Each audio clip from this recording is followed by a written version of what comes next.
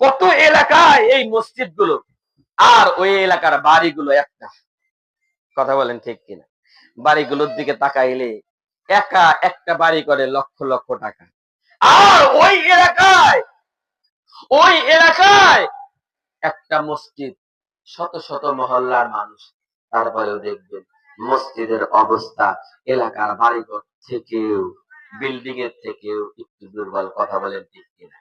ও তার মাঝিরিন, ভালো করে বুঝবেন,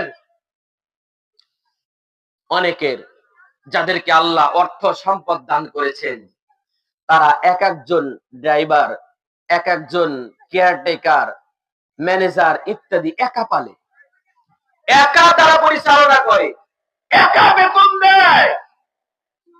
কিন্তু দেখা যায় ওই একা ওই ম্যানেজার আর কেয়ারটেকার আর ড্রাইভারকে যে বেতন দেয়, আর মহল্লার শত শত ঘর আর সদস্য মিলে ওই মসজিদের পরিচালনার ইমামকে বেতন দেয়, একা যে বেতন দেয় গাড়ির ড্রাইভারকে, তার চাইতে শত শত মানুষ মিলে মসজিদের ইমামের বেতন কম হয়। মিথ্যা কথা বলছি? মিথ্যা কথা বলেছি না? আপনি একটা ড্রাইভারকে এত টাকা বেতন দিতে পারলেন, একটা ম্যানেজারকে এত টাকা বেতন দিতে পারলেন, আর মহল্লার এতগুলো মানুষ মিলে আমরা মসজিদের ইমামকে সেই পরিমাণ মর্যাদা